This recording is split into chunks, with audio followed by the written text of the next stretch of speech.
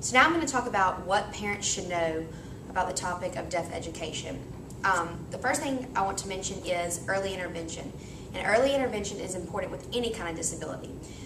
It's very crucial that you take the appropriate steps early on to ensure that your child can achieve to the best of their ability and is functioning to the best of his or her ability. The first thing I would suggest for hearing disabilities, if you expect one, would be a hearing screening. But most children born today have a hearing screening before they leave the hospital, or just very early on before they reach their toddler years. Frequent screenings are very important from the infant stage to the toddler stage, because your child can't tell you that they have a hearing disability. So the hearing abilities in a child can change very gradually or rapidly. So it's very important that parents are fully aware of their child's disability early on, so they can seek the proper instruction and then move forward in the process. Second thing I want to talk about is the fact that parents need to know their children's rights. And when I mean rights, I'm talking about parents need to know the accommodations that their children are entitled to if they were to have a hearing disability.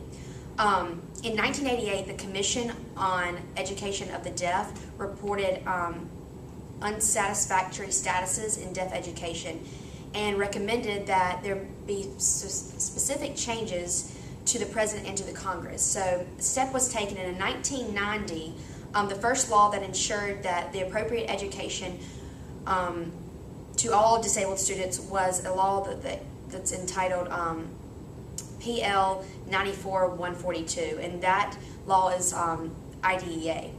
And it states that every child is eligible to receive free and appropriate public education in the least restrictive environment, meaning that in a general environment, how your child can function, they should function normally and be treated the same and fairly as every other child. This law is established to be non-discriminatory of any child. So each child is tested annually and given an individualized education plan, which we call an IEP. And if you have a disability, every child goes through this, and an IEP must cover the student's current progress, and it lists other educational objectives that are implemented throughout the year, and records the evaluation process and how your child's doing throughout the year. And then the following year, your child will get tested again, and another IEP will be put into place. And in 1990, IDEA became the first national law to ensure that this proper education was established. And it was then reformed. And when it was reformed, it was kind of like reauthorized, and it reflected a change in the appropriate in the approach to special education. And the terminology handicap changed to disabled. So you can no longer refer to a child with a disability as handicap. You wanted to call them disabled. The general term just like helped equalize students in the classroom. And IDEA also expanded its ages from formerly 5 years of age to 18, and now it extends up to age 21, which was great. And also, when it was revised, it added a family focus plan that we call an individual family service plan that was to provide services for families with disabled children from birth to age 3. So it was really helpful getting education out to parents. So then in 2005, a coalition of national education, parents, and consumer organizations, including the NAD, released a national agenda. And this was entitled Moving Forward on Achieving Educational Equality for Deaf and Hard of Hearing Students. And the national agenda sets out a roadmap for education reform in the national, state, and local levels. Also in 2005, or since then, a national summit has been held annually for states to look at this national agenda and to bring everybody in together and create another focus and get everybody on the same page. in building on these developments, some states have devised individual communication plans, and these are to be used for deaf and hard of hearing students to ensure that their language and communication needs are met through the education system. And some states have passed a law that they know as Deaf Children's Bill of Rights, and thankfully Georgia is one of those states that passed this law. So we're very lucky. The third thing I want to focus on is choosing an education program for your child. This can be a very touchy subject, especially for parents that don't know a lot about deaf education, but there are many factors that should be considered when choosing a program for your deaf or hard of hearing children.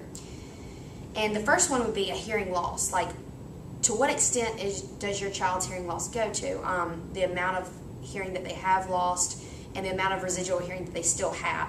It could profoundly affect your child, or it could mildly affect your child, so you need to keep that in mind and really focus in on what their disability, to what level their disability meets. The second factor could be the identification of the deafness, and the earlier the child is identified with a hearing loss, the better, and the sooner they can get or meet the accommodations or receive accommodations that they deserve. The third part would be parental support. Just know that when you're a parent, you have to be behind your child 100% for them to succeed fully. And the fourth part would be qualification of teachers. You want to make sure whatever kind of program you're putting your child in, that the teachers have the degrees that they should and can meet the requirements of the education system.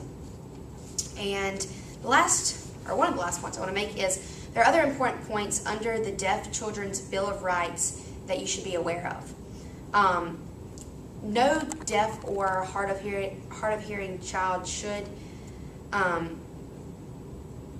be denied any form of communication instruction. So at whatever language they were to speak, they should be taught in that language, and whatever they feel most comfortable speaking, or if they feel comfortable signing, that should be respected.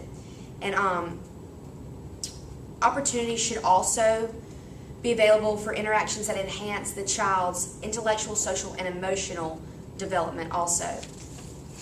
The last thing I want to say is it's very important for parents to ask questions. Remember that no one has all the answers, and laws are constantly changing, so you need to keep yourself updated and do this for both your sake, but mostly for your child's sake.